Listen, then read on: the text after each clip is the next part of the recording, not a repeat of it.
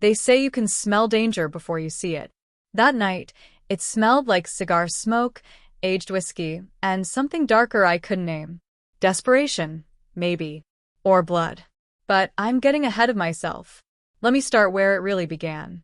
8 hours before my life changed forever, I was exactly where I'd been every morning for the past 3 years, behind the counter at Cafe Marcello, a cramped little coffee shop 3 blocks from my apartment in the Porta Genova district of Milan.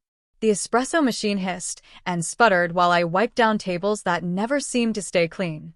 It was a Tuesday morning, the kind where the autumn sun barely managed to pierce through Milan's perpetual gray sky.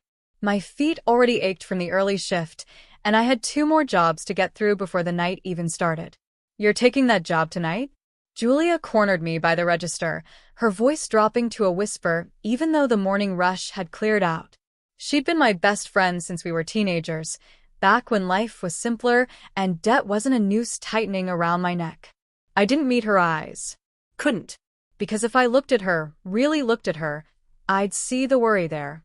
The fear. And I couldn't afford to be afraid. Not when I had 48 hours left. "I need the money, Julia. It's an underground auction." She leaned closer, her dark curls falling forward. The kind where people don't ask questions because they don't want answers. "Isabella, this isn't like serving at some rich businessman's dinner party. These are criminals." "I know what they are."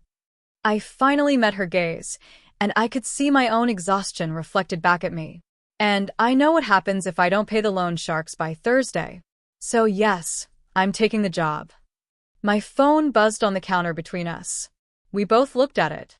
I didn't need to check the screen to know what it said.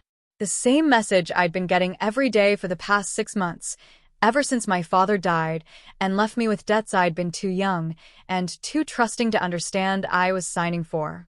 Payment overdue. Interest accruing. You have 48 hours. 80,000 euros. That's what my father's gambling addiction had cost me. 80,000 euros I didn't have, would never have, not unless I worked 3 jobs for the next decade and lived on nothing but pasta and hope. The loan sharks who held the debt weren't the patient type. They'd made that clear in increasingly explicit terms. First came the phone calls. Then the visits to my apartment. Then the photos they'd slipped under my door. Images of women who hadn't paid, their faces bruised and broken, with addresses to brothels in Naples and Dubai written on the back. "You're young and pretty," the last message had said. "We can always recoup our losses another way." Julia reached across the counter and squeezed my hand. "Promise me you'll be careful tonight.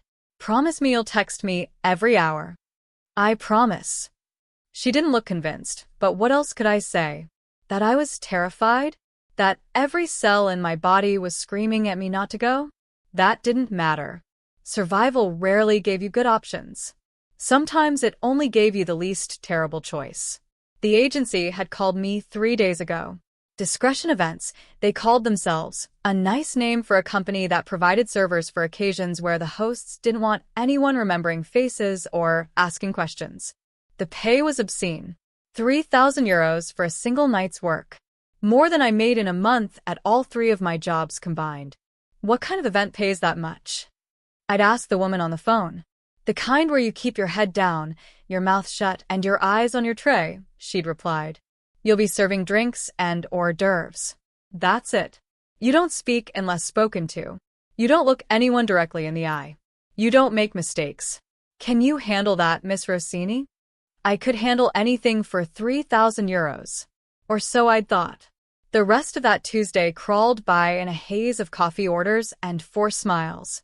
My second job was at a bookstore near the university, where I spent 5 hours shelving books and trying not to think about the night ahead. My third job, well, technically this auction was my third job for the week. Normally, I worked as a hostess at a restaurant on weekends, but the agency paid better. By 7 o'clock that evening, I was standing in front of my tiny bathroom mirror, trying to make myself look professional. The agency had provided the uniform, a simple black dress that fell to mid-thigh, form-fitting but not provocative. Black stockings. Black heels that made my feet scream in protest even though I hadn't taken a step yet. My dark hair was pulled back in a sleek bun that took me 3 tries to get right. I looked at my reflection, and barely recognized myself. 22 years old, with circles under my brown eyes that makeup couldn't quite hide. My face was too thin, all sharp angles and exhaustion. When had I stopped looking like myself? When your father died and left you drowning, a voice in my head whispered. When you realized that no one was coming to save you. My phone buzzed with the pickup location. A street corner in the oldest part of Milan, near the Duomo Cathedral. I grabbed my small purse. The agency had been specific about that too, nothing large enough to hide a phone or camera, and headed out into the October night. The pickup was exactly what I expected. A black van with tinted windows, already occupied by 5 other servers. We didn't speak to each other. That seemed to be part of the unspoken rules. Don't form connections. Don't become real people to each other. Stay ghosts. The van drove for 20 minutes, winding through Milan's narrow streets before stopping at what looked like an abandoned building near the cathedral. But when the driver led us down a hidden staircase, through corridors that smelled of old stone and older secrets, I realized this wasn't abandoned at all. This was the Palazzo Nero, the Black Palace. A name whispered in certain circles, never spoken aloud in polite company. An underground ballroom that officially didn't exist, built 3 stories beneath one of Milan's most sacred landmarks. When we emerged into the ballroom itself, I forgot how to breathe. It was massive, with vaulted ceilings that stretched up into shadows, supported by marble columns that must have been hundreds of years old. Crystal chandeliers dripped from the ceiling like frozen waterfalls, each one probably worth more than I'd earn in a lifetime. The floor was polished black marble that reflected the light like dark water. Along the walls hung tapestries depicting medieval battles and Renaissance courts, and I was certain every single one was authentic. The air was thick with the scent of expensive cigars and aged whiskey, undercut with something else. Something that made my instincts scream danger, even as I forced my feet to keep moving. Listen carefully. Marco, the head server, gathered us in a small antechamber off the main ballroom. He was pale, nervous, his hands shaking slightly as he distributed our trays. These are not normal guests. You do not speak unless spoken to. You do not look anyone directly in the eye. You keep your head down, you serve your drinks, and you disappear. If someone asks you a question, you answer briefly and politely. If someone touches you. He paused, and several of us exchanged glances. If someone touches you inappropriately, you smile, you excuse yourself, and you find me immediately. Do not make a scene. Do not cause problems. The people in that room do not tolerate mistakes. Do you understand? We all nodded, though I'm not sure any of us truly understood. How could we? We were just servers, invisible people meant to fade into the background of other people's lives. But as I stepped into that ballroom with my tray of champagne flutes, I realized immediately that tonight was different. They looked at us. All of them. Italy's criminal elite had gathered in their 1,000-euro suits and blood-red dresses, ostensibly to bid on antiquities, stolen Caravaggios, looted Egyptian sarcophagi, manuscripts that belonged in museums but would instead end up in private collections. But they looked at the servers like we were part of the catalog, items to be appraised and potentially acquired. I kept my eyes down and my smile professional, moving through the crowd with the practiced grace that came from 3 years of serving people who never saw me as fully human. A woman in emeralds plucked a glass from my tray without acknowledgement. A man in a Brioni suit grabbed 2 glasses, one for himself and one for his companion, never even glancing at my face. Good. Invisible was safe. Invisible meant I could get through this night, collect my 3,000 euros, and never think about the Palazzo Nero again. The auction hadn't started yet. Around me, conversations flowed in Italian, Russian, English, Arabic, a polyglot symphony of the global criminal underworld. They discussed their acquisitions the way normal people discuss the weather. Casual. Comfortable. As if trafficking in stolen history was just another business transaction. My phone buzzed in my pocket. I knew better than to check it here, but I felt each vibration like an electric shock. 48 hours. The clock was ticking. Another round for table 7. Marco's voice cut through my spiraling thoughts. He looked even more nervous than before, if that was possible. Table 7. I scanned the ballroom until I found it, tucked in the far corner beneath a tapestry depicting some medieval battle scene. 3 men sat there, their conversation pausing as I approached. I kept my eyes down, my smile fixed in place. Professional. Forgettable. Gentlemen, can I offer you? A hand shot out and grabbed my wrist. Hard. The tray tilted dangerously. Champagne sloshed but didn't spill. Years of practice keeping my hands steady even as my heart lurched into my throat and my pulse started hammering against the fingers wrapped around my wrist. Well, well. The voice was slurred, thick with alcohol and entitlement. What do we have here? I looked up despite every instinct screaming at me not to. The man was in his 50s, his face flushed red, sweat beading on his forehead despite the ballroom's carefully controlled temperature. His grip on my wrist tightened until I could feel the bones grinding together, until I had to bite the inside of my cheek to keep from crying out. I recognized the look in his eyes. I'd seen it before, in back alleys and parking lots, in the faces of men who thought they could take whatever they wanted, because no one would stop them. Sir, please let go. I kept my voice level. Professional. I need to serve. Serve. He yanked me closer until I stumbled against the table's edge, my hip connecting with the corner hard enough to leave a bruise. A beauty like this shouldn't be serving. Should be in the catalog tonight. How much for an hour with her, eh? He looked at his companions, who shifted uncomfortably but said nothing. Cowards. All of them.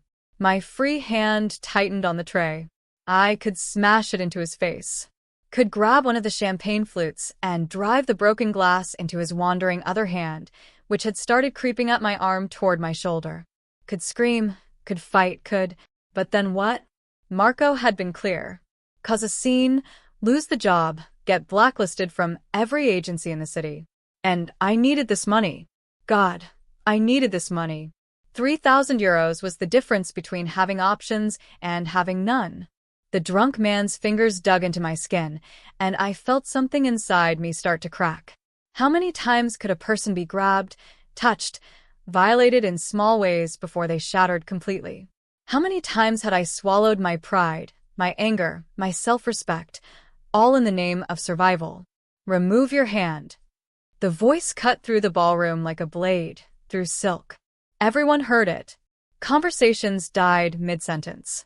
The string quartet in the corner faltered, their bows going still against the strings.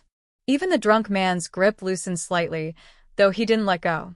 I looked up, following the sudden silence, and through the gap in the crowd that had formed I saw him. A man who moved like violence wrapped in a bespoke suit. He was tall, at least 6'3", maybe 6'4", with a kind of presence that made the enormous ballroom suddenly feel too small. Dark hair fell just slightly too long to be respectable, curling against the collar of his charcoal gray suit. His face was all sharp angles, like God had carved him from marble and forgotten to soften the edges.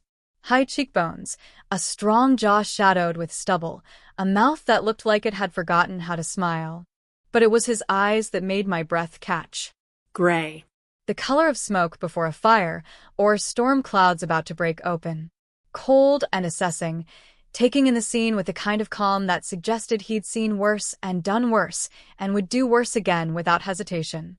His suit was perfection itself, tailored so precisely it must have been sewn onto his body. The top 4 buttons of his white shirt were undone, revealing a triangle of olive skin and what looked like the edge of a scar. He wore no tie, no jewelry except a watch that probably cost more than my accumulated debt. He didn't need accessories. His presence was enough. Those smoke-gray eyes fixed on the man still gripping my wrist, and I felt the temperature in the ballroom drop 10 degrees. I said, he repeated, his voice dangerously soft, remove your hand. The drunk man's face went from flushed to pale. Demir, I was just... The sound of breaking bone was surprisingly loud in the hushed ballroom. I didn't even see him move. One moment he was 3 feet away, the next his hand was wrapped around the drunk man's fingers, crushing them with methodical precision. The man screamed, releasing me immediately, but Demir didn't let go.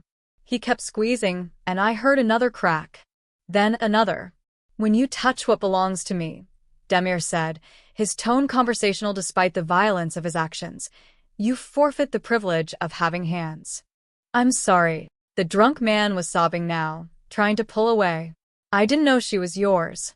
I swear I didn't know. She wasn't. Demir's gaze shifted to me, and I felt the impact of those eyes like a physical touch. Like being seen for the first time in years.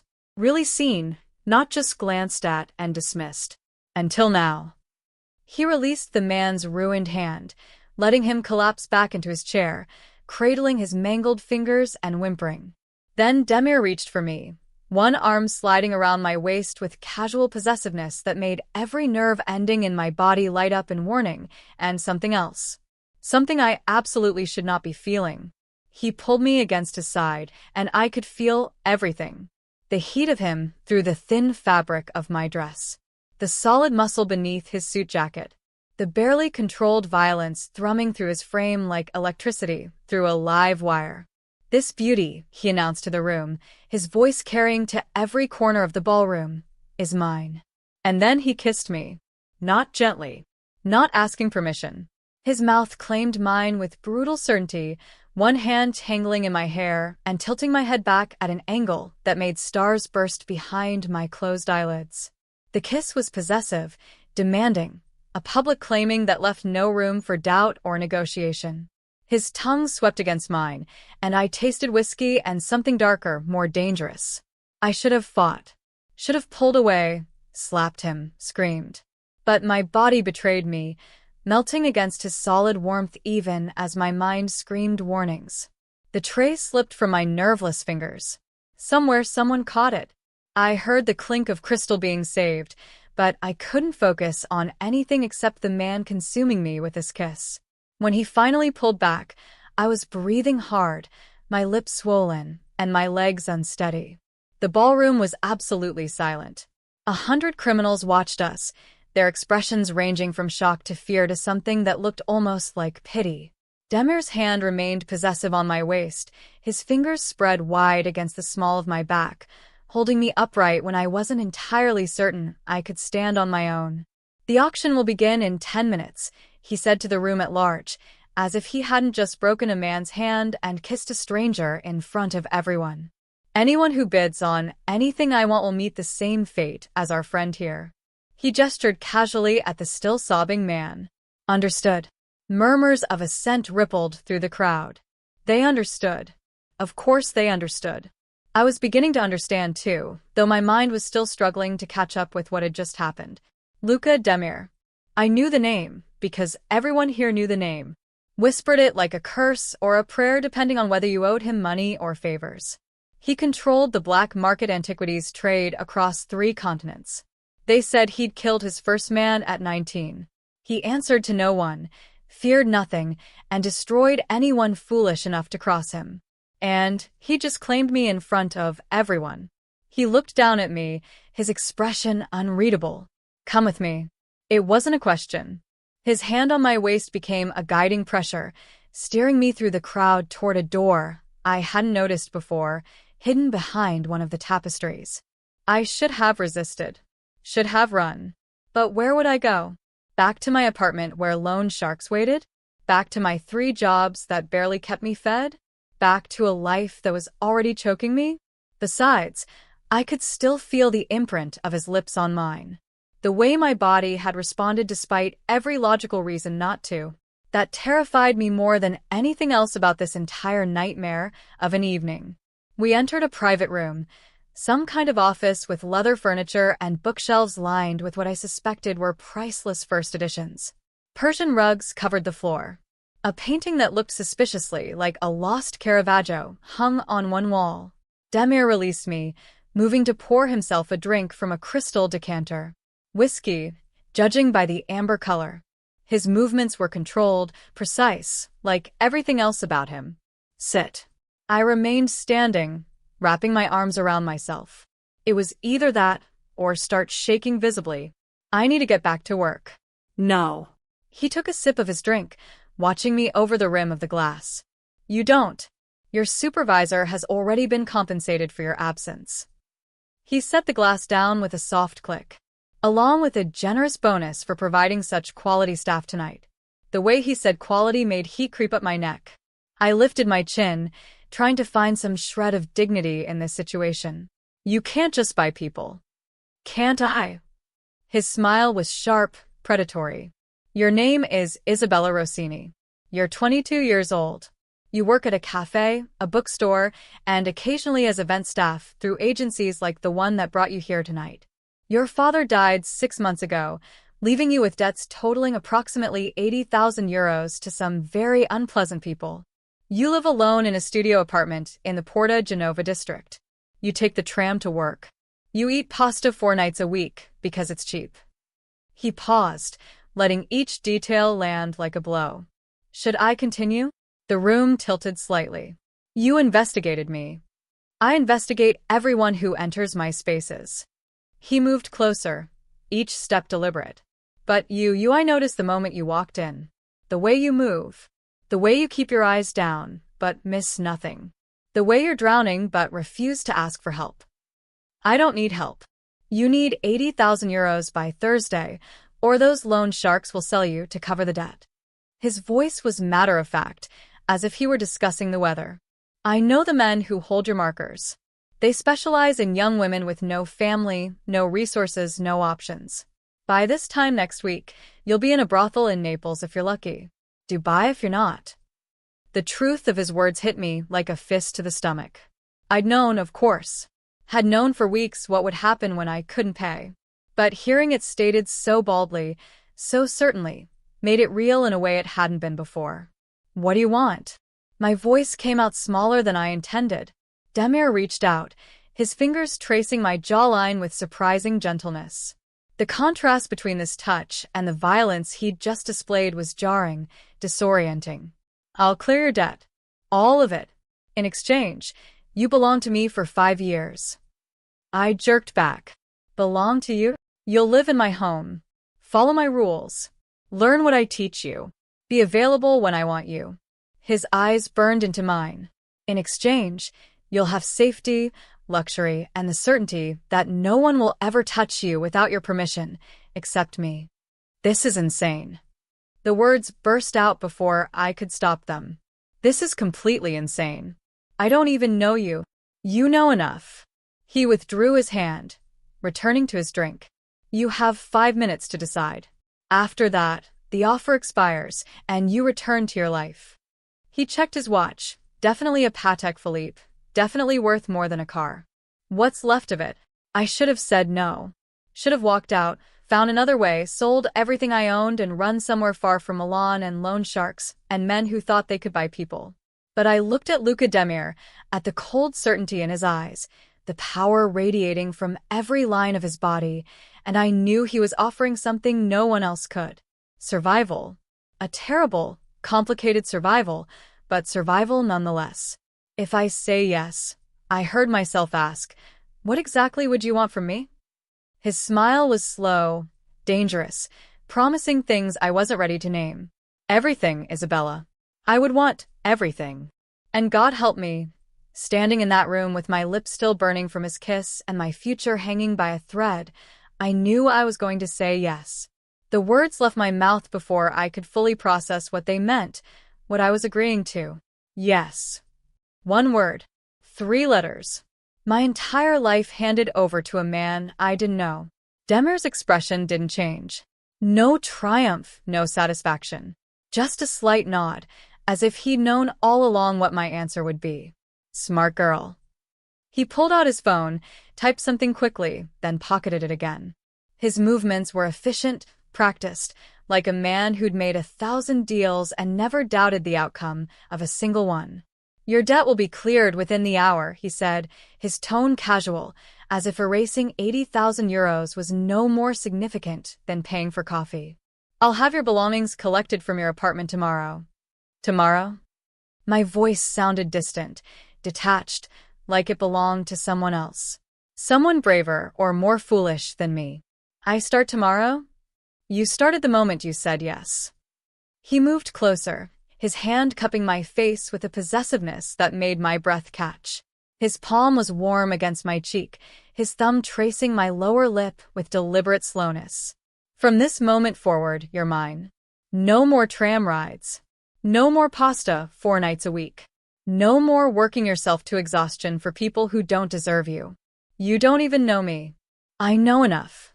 His thumb pressed against my bottom lip, and I hated how my body responded to that simple touch.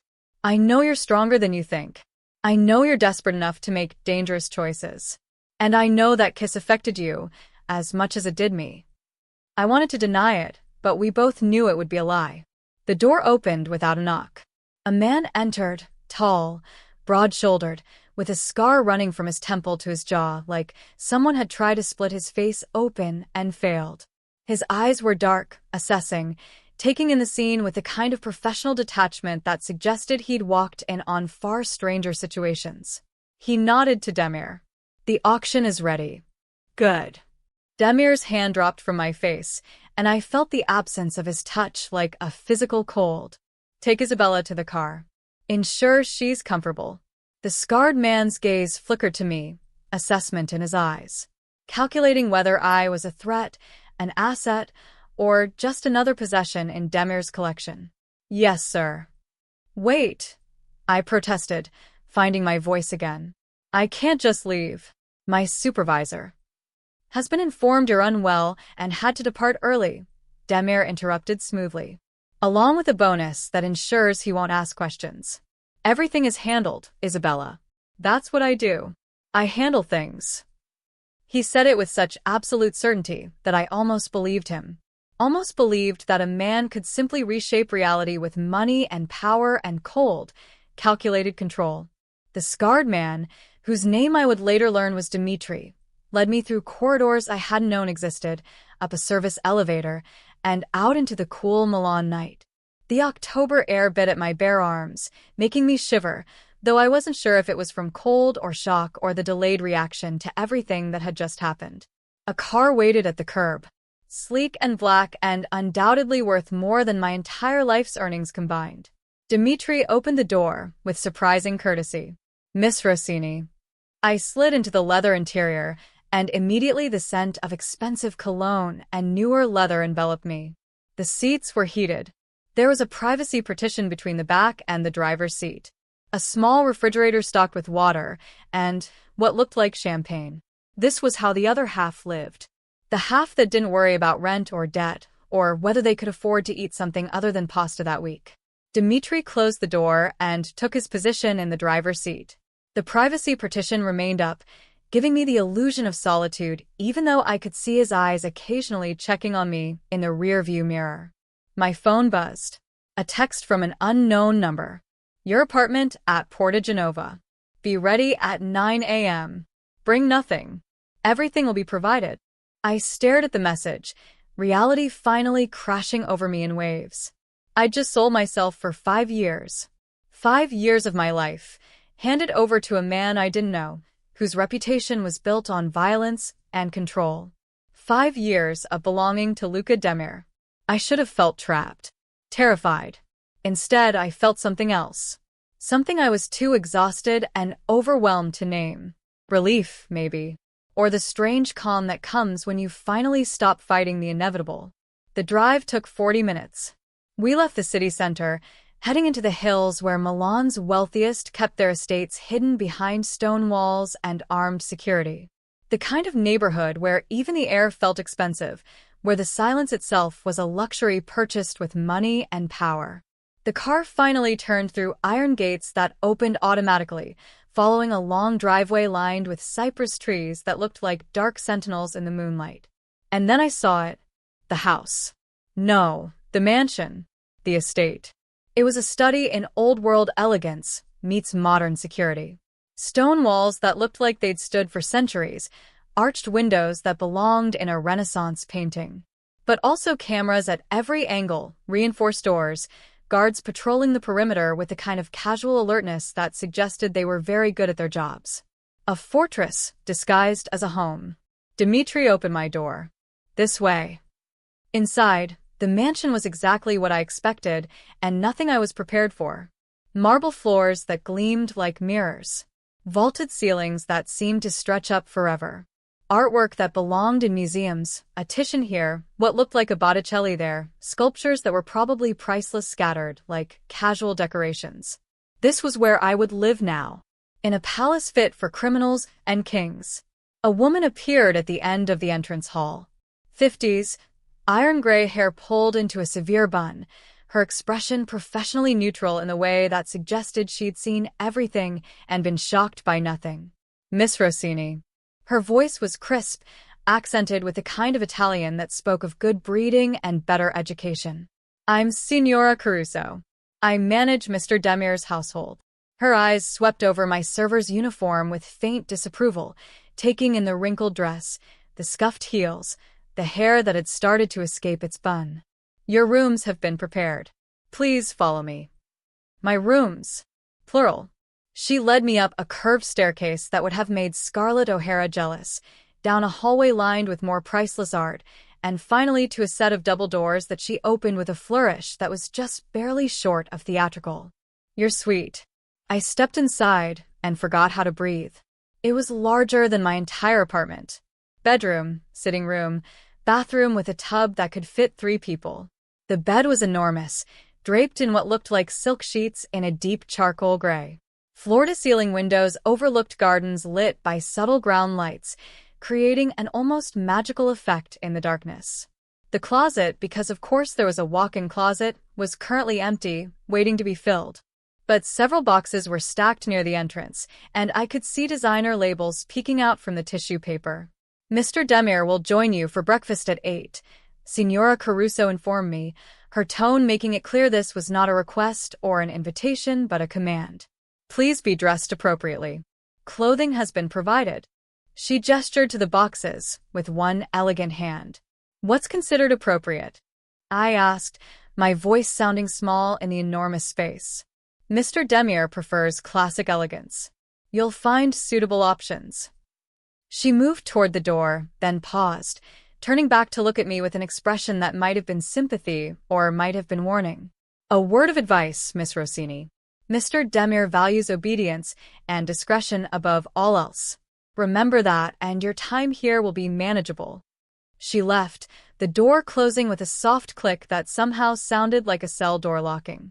I stood in the center of the room, surrounded by luxury I'd only seen in magazines, and felt the weight of my decision settle onto my shoulders like chains made of silk and gold. A gilded cage was still a cage. My phone buzzed again. Another message from the unknown number that I now understood was Demir. Sleep well, Isabella. Tomorrow, your education begins. I didn't sleep well. I barely slept at all. Instead, I explored my new prison, opening boxes to find clothing in exactly my size.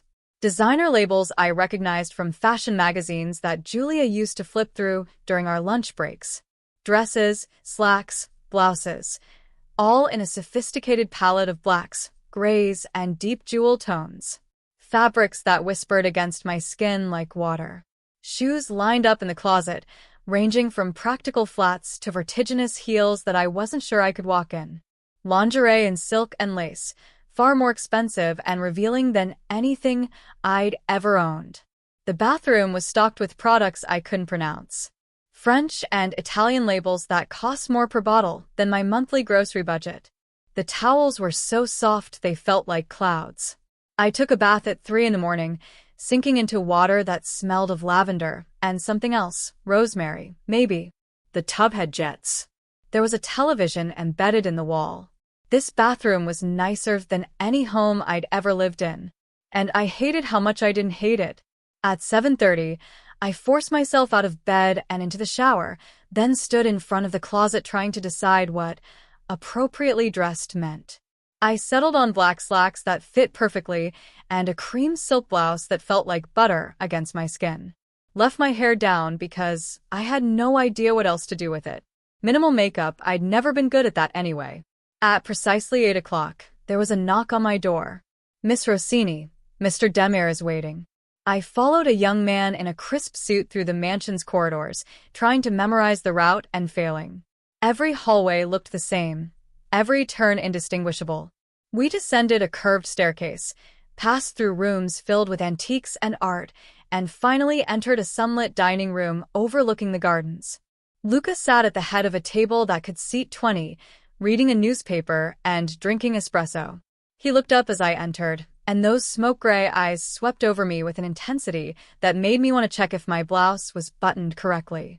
"Good morning, Isabella." He gestured to the chair on his right. Not at the other end of the table, but close. Right next to him. "Sit." I sat, hyper-aware of how close that put me to him.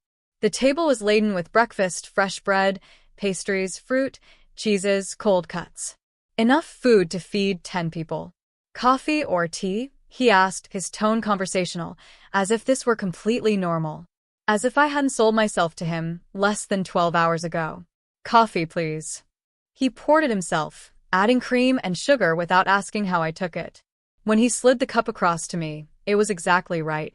The same way I'd made my coffee every morning for years. "You've been very thorough," I said quietly. "I'm always thorough." He set the newspaper aside, giving me his full attention. "Now, let's discuss the rules." My hand tightened on the coffee cup. "Rules? You agreed to belong to me for 5 years. That comes with expectations." He leaned back in his chair, completely at ease, master of his domain. "First, you don't leave the estate without permission. Second, you don't contact anyone from your previous life without approval. Third, you follow instructions without question or argument. Fourth, what happens in this house stays in this house. You discuss nothing with outsiders." Each rule felt like another bar on my cage. "Let me. When I want to claim every inch of you, you'll submit." His thumb pressed against my pulse point, and I knew he could feel my heart racing. "But I'm not a rapist, Isabella.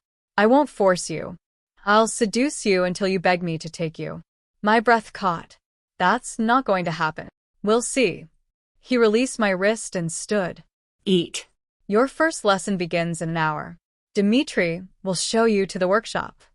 He left, and I sat alone at the enormous table, surrounded by food I was too anxious to eat, in a mansion I couldn't leave, bound to a man I barely knew for 5 years. I had escaped the loan sharks. I had escaped being sold to a brothel. But I was beginning to understand that I'd simply traded one kind of captivity for another. The workshop was in the East Wing, a large room filled with tables covered in documents, magnifying glasses, chemical solutions, and tools I couldn't name. Natural light streamed through tall windows, and I could see why this kind of work needed perfect lighting. An elderly man waited there, wire-rimmed glasses perched on his nose, ink-stained fingers that spoke of decades of practice. His eyes were kind, patient, the eyes of a teacher who genuinely loved his craft. "Miss Rossini." He stood, offering his hand. "I'm Professor Alessio. Mr. Demir has asked me to teach you the art of historical document replication." He gestured to a chair at one of the workstations. "Shall we begin?" And so my education started. Professor Alessio was a patient teacher, walking me through the basics of paper analysis, ink composition, aging techniques. The work was meticulous, demanding absolute attention to detail. Hours passed without me noticing, lost in learning how to identify paper types by touch, how to mix inks that would pass ultraviolet analysis, how to replicate handwriting from centuries past. I was good at it. Surprisingly good. My hands, which had spent 3 years balancing trays and serving drinks, adapted quickly to the delicate work of holding quills and brushes. My eye for detail, honed by years of being invisible and observant, helped me spot the subtle differences between authentic documents and clever fakes. "You have steady hands," Professor Alessio observed as I practiced a 16th-century Italian script. "And an eye for detail. These are gifts, Miss Rossini. Rare gifts." By the time Dmitri appeared to escort me back to my rooms, my fingers were cramped and my eyes burned. But I felt something I hadn't felt in months. Purpose. Dinner was delivered to my room. More food than I could eat, beautifully prepared. I ate alone, grateful for the solitude to process everything. To try to wrap my mind around the fact that my life had changed completely in less than 24 hours. At 9 o'clock, there was a knock at my door. I opened it to find Lucas standing there, changed from his morning suit into dark slacks and a white shirt with the sleeves rolled up. The top buttons were undone, revealing that triangle of olive skin I'd noticed last night. And yes, that was definitely a scar, jagged, running from his collarbone down toward his heart. "Walk with me," he said. It wasn't a question, but I asked anyway. "Where?" "The gardens. I thought you might like some air." He was right. I'd been inside all day, and the thought of open space was suddenly appealing, even if that space was still within the walls of my cage.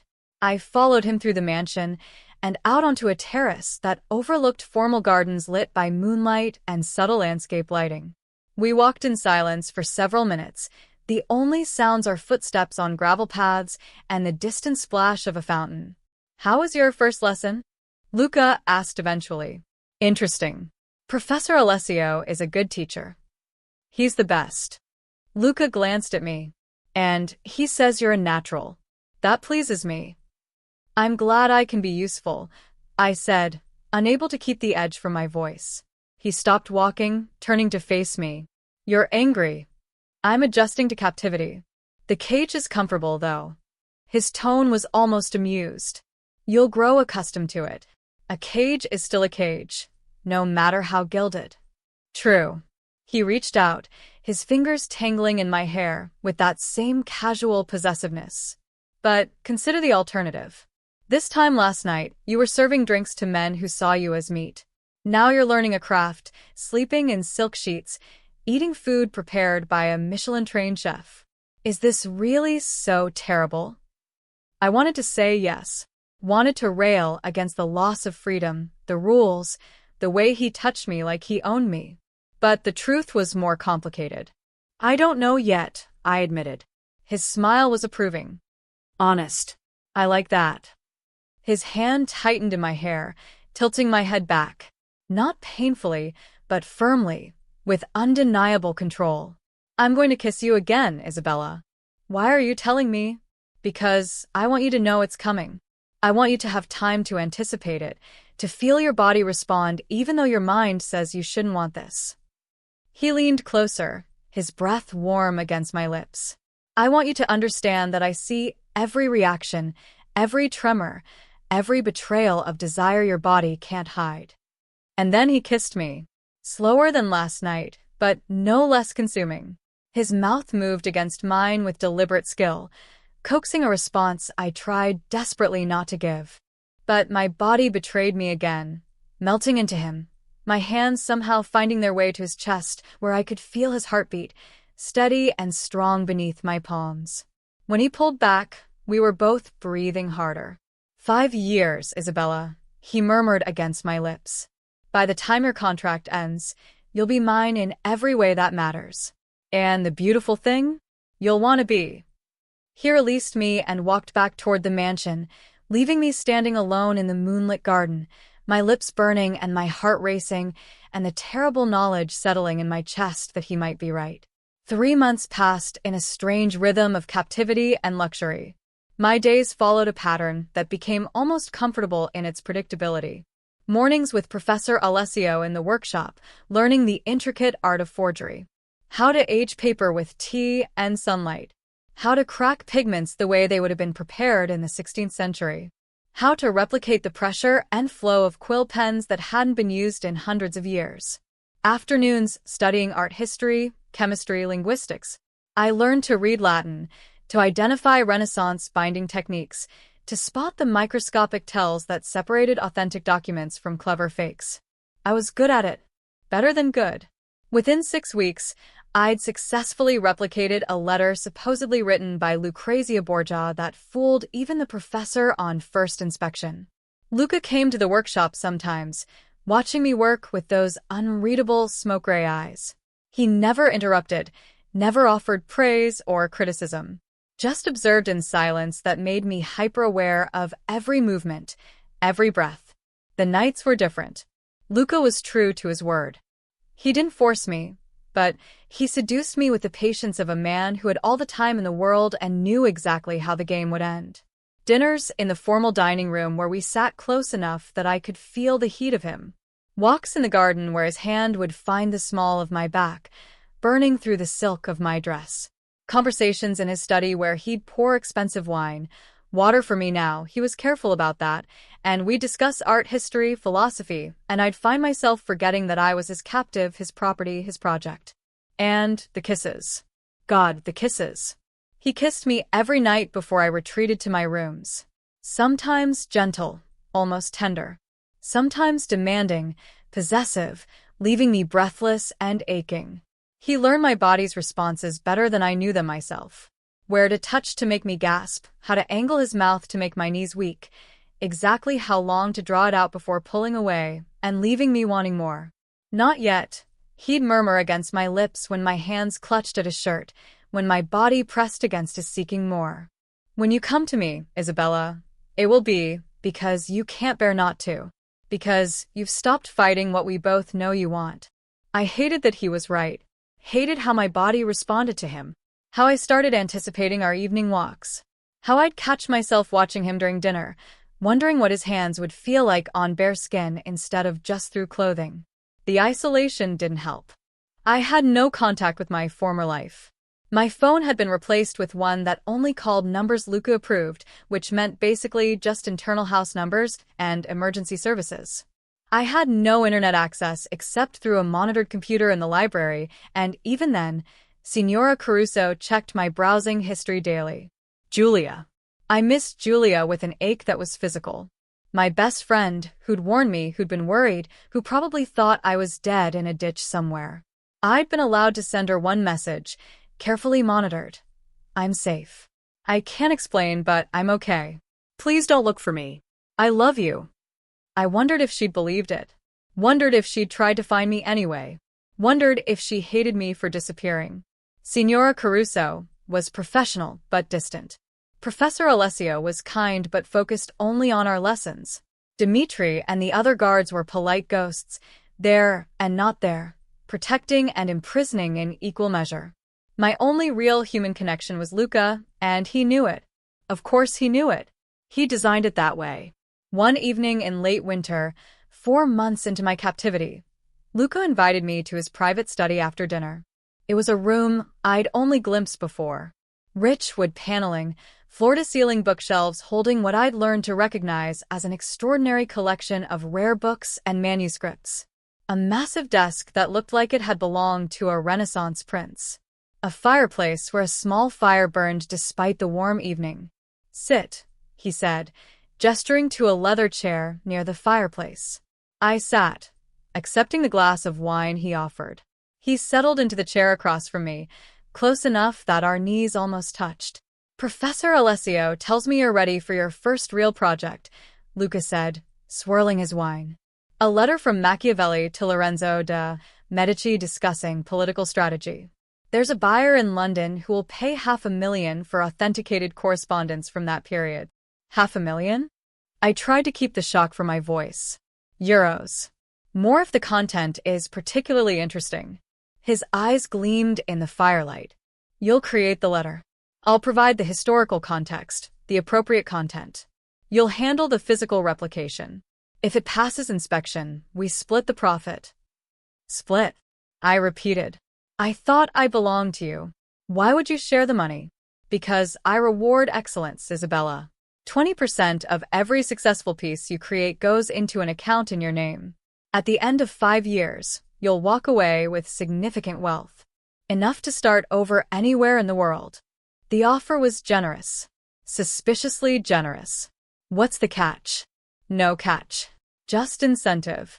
He leaned forward, elbows on his knees, bringing him close enough that I could smell his cologne, something woodsy and expensive that I'd come to associate with him. I want you invested in the work. I want you to care about the quality, the authenticity. Fear makes people sloppy. Motivation makes them brilliant. And if I fail? If the forgery is discovered? His expression darkened. Then we both have a problem. My reputation in this business is built on providing undetectable quality. If you produce work that can be traced back to me, there will be consequences. The threat hung in the air between us. What kind of consequences? The kind that remind you why obedience matters. He reached out, his fingers trailing along my jaw. But you won't fail, Isabella. You're too talented, too careful. And you're too smart to disappoint me. His touch made it hard to think clearly. I pulled back slightly, needing space. Why me? You could have hired an experienced forger, someone who already knew what they were doing. I could have, he agreed. But experienced forgers have reputations, histories, connections. They can be traced. You were a blank slate. No criminal record, no association with the art world, no reason for anyone to suspect you. And you had the raw talent I needed, the steady hands, the eye for detail. His smile was sharp. Plus, you were desperate. Desperation makes people pliable. The clinical assessment of how he'd chosen me, how he'd identified me as the perfect tool for his purposes, should have angered me. Instead, I felt a strange sort of clarity. At least he was honest about what I was to him. When do I start? Tomorrow. Professor Alessio will provide the materials. I'll give you the historical briefing tonight. He stood, moving to his desk and retrieving a leather folder. Inside were pages of notes, historical references, samples of Machiavelli's actual handwriting from authenticated letters. Study this tonight, he said, handing me the folder. Questions can wait until morning. He moved behind my chair, his hands coming to rest on my shoulders. The weight of them, the heat, made my skin burn even through the silk of my blouse. You're going to be brilliant at this, Isabella. I can feel it. I wanted to lean into his touch and pull away in equal measure. Why do you do this? I asked, my voice barely above a whisper. The touching, the kissing, the seduction. If you wanted to force me, you could. You have the power. Why do you wait? His hands tightened slightly on my shoulders. Because force is crude. Any man with strength can take what he wants. But seduction, true seduction, is an art. Making someone desire the cage, crave the chains, beg for the very captivity they should resist. That requires skill, patience, understanding. He leaned down, his lips brushing my ear. I don't want your body, Isabella. I can buy bodies anywhere. I want your submission. Freely given, desperately offered, impossible to take back. And I'll have it, eventually. You already know I will. His breath against my skin made me shiver. He noticed. Of course, Luca noticed everything. Go, he murmured. Study the materials. Rest. Tomorrow you begin proving your worth. I left to study on unsteady legs, the leather folder clutched to my chest like a shield that couldn't protect me from anything. That night, I dreamed of quill pens and sealing wax, of Luca's hands on my skin, of cages made of silk and desire that locked from the inside. The Machiavelli letter took me 3 weeks to perfect. 3 weeks of obsessive attention to detail. Aging the paper to exactly the right shade of yellow-brown. Mixing ink from period-appropriate ingredients. Practicing the handwriting until I could replicate it without conscious thought. Professor Alessio guided me, but the work was mine. Every stroke of the quill, every carefully crafted word, every deliberate imperfection that made it look authentically aged rather than artificially created. When I finally placed the completed letter on Luca's desk, I felt something close to pride. He examined it under a magnifying glass, then under UV light, then held it up to study the watermark in the paper. Minutes passed in silence while my heart hammered against my ribs. Finally, he looked up, and something that might have been approval flickered in his eyes. Exceptional, he said softly. Even knowing it's a forgery, I can't find a single tell. The aging is perfect. The ink composition is correct. The handwriting is flawless. He set it down carefully. You've exceeded my expectations, Isabella. And the praise shouldn't have mattered. Shouldn't have made warmth bloom in my chest. But it did. The buyer has already wired the deposit, Luca continued. $500,000 as promised. 100,000 of that is yours. 100,000 euros. More money than I'd ever imagined having. Enough to pay off my father's debts 10 times over. I don't have access to that account, I said. You will when your 5 years are complete. He stood, moving around the desk toward me. But for now, this deserves a more immediate reward. He pulled me against him with sudden force, one hand tangling in my hair, the other splayed possessively across my lower back. The kiss was different from the others, hungrier, more demanding, carrying an edge of triumph.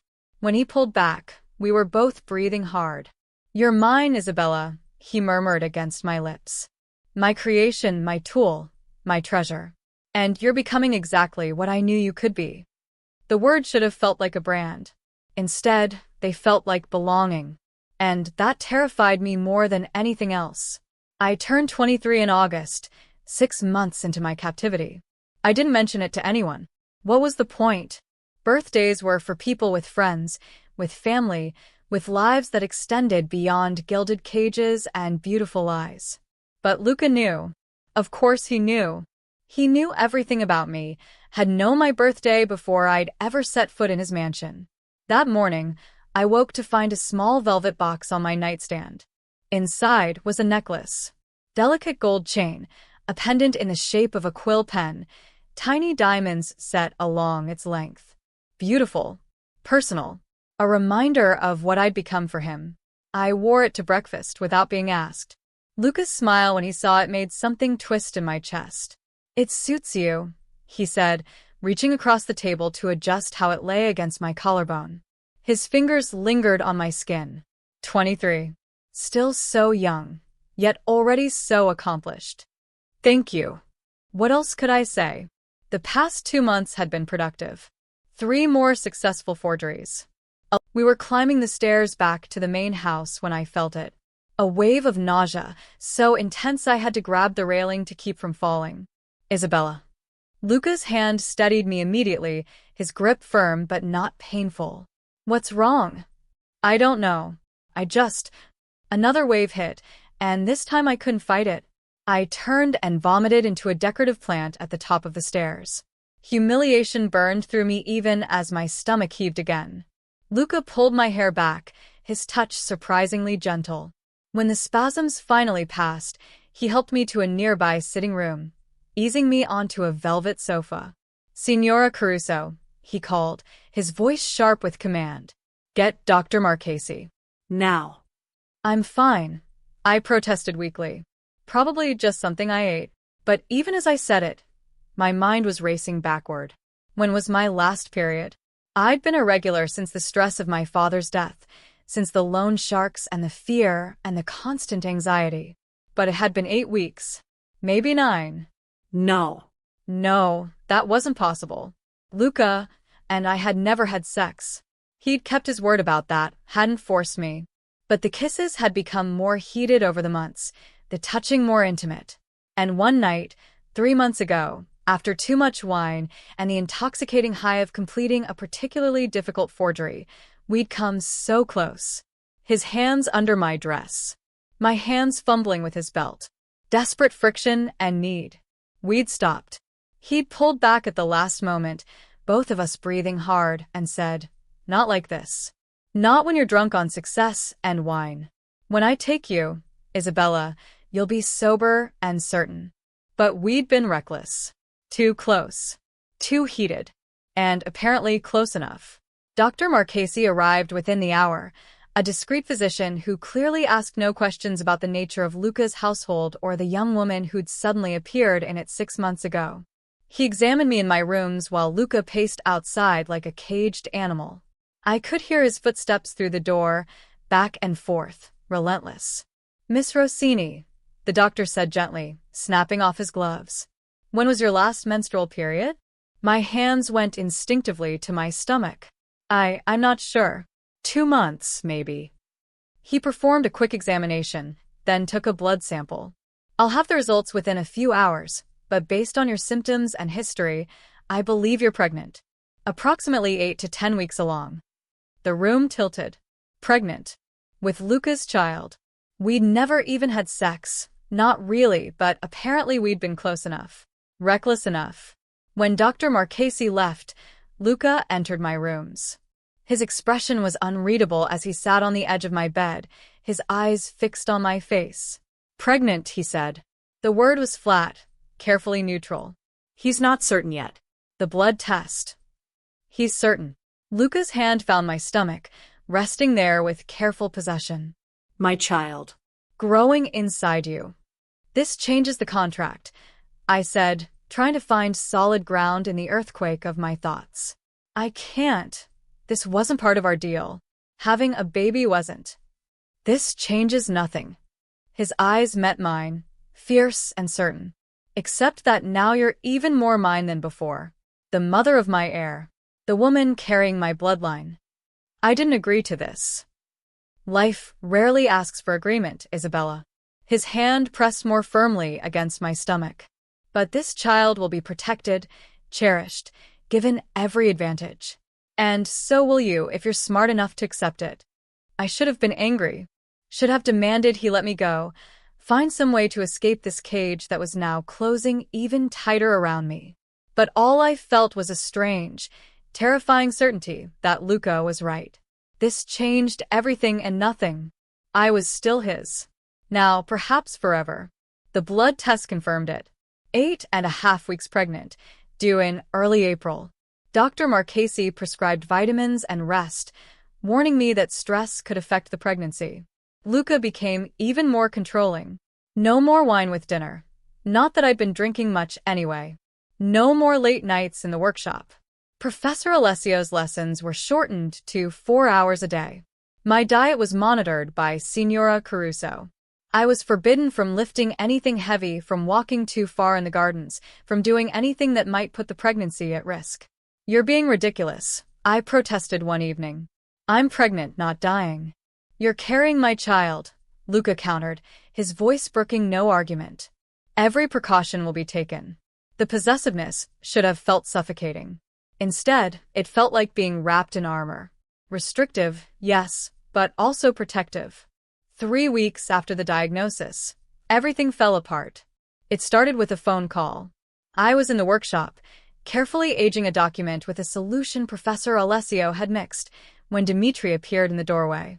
His expression was grim. Miss Rossini, Mr. Demare needs to see you immediately. Something in his tone made my stomach clench. I set down my brush and followed him through the mansion to Luca's private study. When I entered, Luca was standing at his desk, his phone in his hand, his face carved from stone. Sit down, Isabella. I sat. My hands were trembling. Do you remember Marcus Bellini? The name hit me like a slap. Marcus. My ex-boyfriend. The controlling, manipulative man I'd escaped a year ago, whose emotional abuse had left scars that still ached. What about him? He was at the auction that night. Did you know that? I thought back to that evening 6 months ago, to the underground ballroom and the crowd of criminals. Had I seen Marcus? I couldn't remember. I'd been so focused on staying invisible, on surviving. I don't know. Maybe. I don't. He saw you, Luca said, his voice dangerously quiet. He saw me claim you, Kiss you. take you away. And apparently, that wounded his pride enough that he spent the past 6 months investigating me, gathering information, waiting for the right moment to strike. Cold dread pooled in my stomach. What do you mean? He's made contact with Alexander Volkov, one of my competitors. A Russian who's been trying to undermine my operations for years.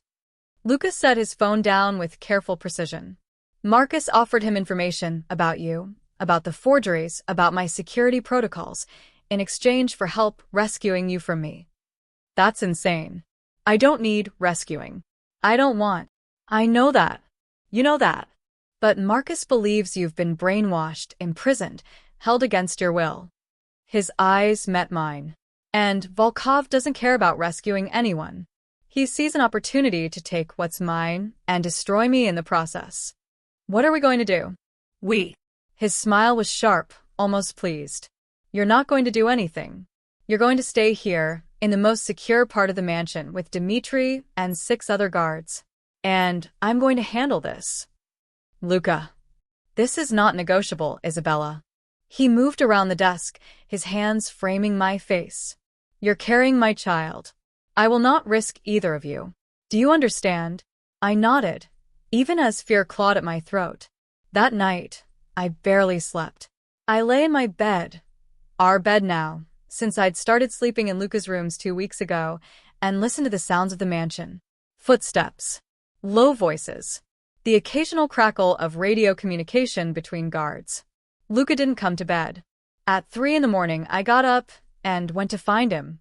He was in his study, surrounded by papers and laptop screens, his face illuminated by the cold blue light. "You should be resting," he said without looking up. "I can't rest." "Not when." I moved closer.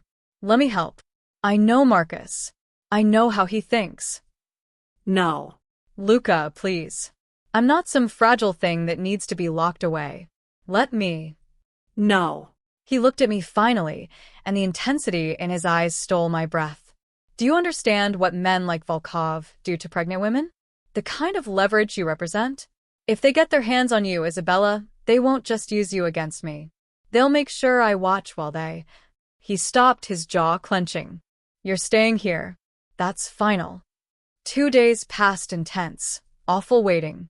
Luca disappeared for hours at a time, returning with blood on his knuckles and exhaustion in his eyes. He wouldn't tell me what he was doing, where he was going. Just kissed me hard and told me to stay in the secured wing. On the 3rd day, Marcus appeared at the gates. I was in the library when Dmitri came to get me.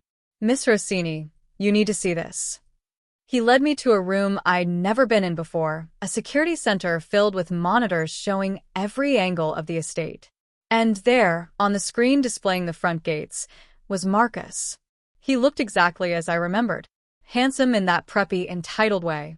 Blonde hair perfectly styled. Expensive suit. The kind of man who looked good on paper and rotten underneath. He was speaking into the intercom, his voice tinny through the speakers.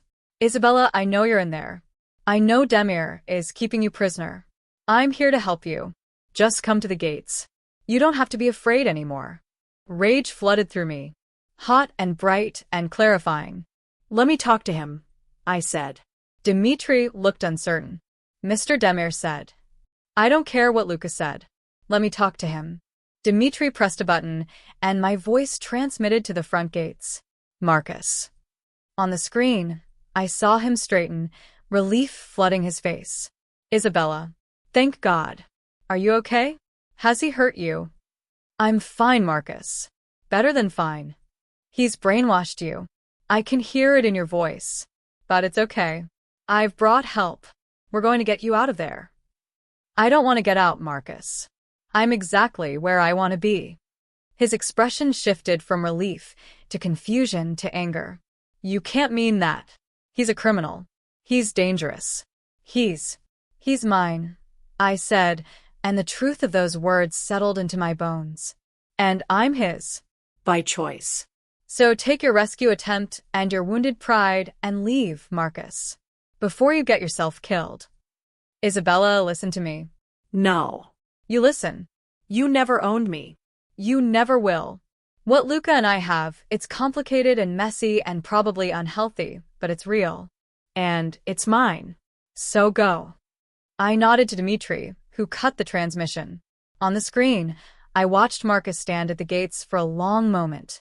Then he pulled out his phone, made a call, and got back in his car. "That's not the end of it," Dmitri said quietly. He was right. Marcus's call had been to Volkov. And Volkov made his move that night. I woke to chaos. Gunfire. Breaking glass. The sharp crack of weapons that sounded too loud, too close. Luca was already out of bed, pulling on pants, grabbing a gun from a drawer I hadn't known existed. "Stay here," he ordered, his voice deadly calm despite the violence erupting somewhere in the house. "Lock the door. Don't open it for anyone but me." "Luca." Stay. "Here." He was gone before I could respond, the door clicking shut behind him. I locked it with shaking hands, then retreated to the bathroom. The most interior room, no windows. I could hear more gunfire, closer now. Shouting in Italian and Russian. Then footsteps in the hallway outside. Heavy. Multiple sets. "Isabella Rossini." A man's voice, accented and cold. "We know you're here. Come out, and no one else needs to die." I pressed my hand over my mouth, trying to breathe silently. My heart hammered, so hard I thought it might give me away. The bathroom door, which I'd also locked, exploded inward. 2 men entered, guns drawn. One grabbed me, hauling me up despite my struggles. I saw Luca's bedroom destroyed. Overturned furniture. Broken glass. Blood on the carpet. "The boss will be pleased," one man said in heavily accented English. Demir's pregnant whore. Perfect leverage. They forced me through the mansion, and I saw the carnage. Bodies. Dmitri, bleeding but alive, being held at gunpoint. Other guards I recognized not moving. The destruction was surgical. Targeted. In the grand foyer, a man waited. Older, maybe 60, with silver hair and eyes like chips of ice. "Miss Rossini," he said pleasantly, as if we were meeting at a cocktail party. "I'm Alexander Volkov. I believe Luca has mentioned me." He had. Volkov was his biggest competitor. Ruthless and patient, willing to wait years for the right opportunity to strike. "What do you want?" I didn't ask Luca if he was responsible. I didn't need to. 2 weeks of bed rest turned into 3, then 4. Dr. Marchesi was cautious, monitoring me closely. But the contraction stopped, and the baby's heartbeat remained strong. Luca barely left my side. He worked from the bedroom, his laptop and files spread across the bed while I rested. At night, he held me carefully, his hand always finding my stomach, protective and possessive. "I love you," he said one night, his voice quiet in the darkness. I don't know when it happened. Maybe that first night at the auction. Maybe the first time you smiled at something I said. Maybe when you told Marcus you were mine by choice. He pressed his forehead against mine. "But I love you, Isabella. Obsessively. Completely. In ways I didn't think I was capable of." I reached up, my fingers tracing the sharp angles of his face. "I love you too," I whispered. "God help me, but I love you. You took a frightened girl and made her into this. Strong. Capable. Dangerous in her own right." No. He kissed me gently. "You were always those things. I just gave you permission to become them." 7 months later, our daughter was born. We named her Sophia, after Luca's mother. She had his dark hair, his intense gaze, already her father's daughter at just hours old. The birth was easy, as these things go. Luca was there the entire time, holding my hand, whispering encouragement in Italian and English both. When the doctor placed Sophia in my arms, I looked up to see tears in Luca's eyes. "Our daughter," he said, his finger tracing her tiny face with infinite gentleness. "Our beautiful daughter." We had her baptized at a small church with Dmitri and Signora Caruso in attendance. Professor Alessio sent a beautiful illuminated manuscript he'd created himself, with Sophia's name worked into an elaborate border of flowers and vines. Julia came to visit when Sophia was 2 months old. It was the first time I'd seen my best friend in over a year, and we both cried when she arrived at the mansion. "I thought you were dead," she sobbed, holding me tight. "I thought they'd killed you and dumped your body somewhere. I'm sorry. I couldn't contact you. It wasn't safe." She pulled back, looking at me with red-rimmed eyes. Then she glanced around the mansion, at the luxury and security, at Lucas standing in the doorway holding our daughter. "Are you happy?" she asked quietly. "Really happy? Or do you need me to help you escape?" I looked at Luca, at the man who'd claimed me with a kiss, who'd imprisoned me in luxury, who'd loved me in ways that terrified us both. At our daughter sleeping peacefully in his arms. "I'm happy," I said. "I know it sounds insane. I know it doesn't make sense. But I'm exactly where I want to be." Julia studied my face for a long moment, then nodded slowly. Okay, I believe you." She became a regular visitor after that. Sophia's honorary aunt, the one person from my old life who bridged into my new one.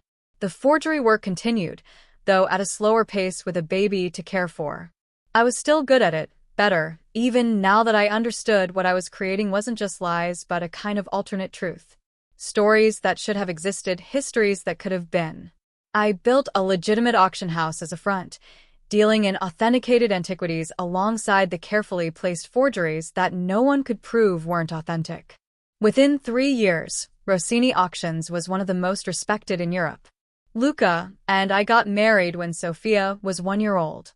A small ceremony in the mansion's gardens, with Dmitri as best man and Julia as my maid of honor. Sophia toddled down the aisle in a white dress, scattering rose petals and laughing. "You're mine," Lucas said when we exchanged vows, his version of "I do." "And you're mine," I replied. "Forever." The 5-year contract had expired, technically, but neither of us mentioned it. There was no need. I wasn't his captive anymore. I was his partner, his equal, the mother of his child, and the keeper of his secrets.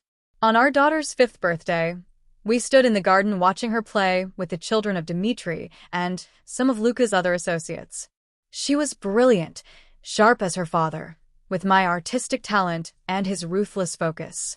"We created something remarkable," Luca said, his arm around my waist in that possessive hold I never stopped craving. "We created a lot of things," I corrected. A daughter. "An empire. A dynasty built on beautiful lies."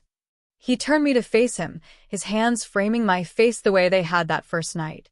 "And you?" "I created you. Took a frightened girl and made her into this." "No." I met his eyes steadily. "We created each other. You needed an artist. I needed a monster. We found both in each other." He kissed me, possessive and hungry and eternally certain. After all these years, his kisses still felt like claiming, still felt like coming home. "Regrets?" he asked against my lips. I thought about that night at the auction. The desperate girl I'd been, serving drinks to criminals, drowning in debt and fear. The woman I'd become, forger, mother, queen of an empire built on beautiful lies. I thought about the violence and the captivity, the isolation and the surrender. About loving a man who'd imprisoned me, who'd molded me, who'd loved me in ways that destroyed and created in equal measure. "None," I whispered. "Not a single one."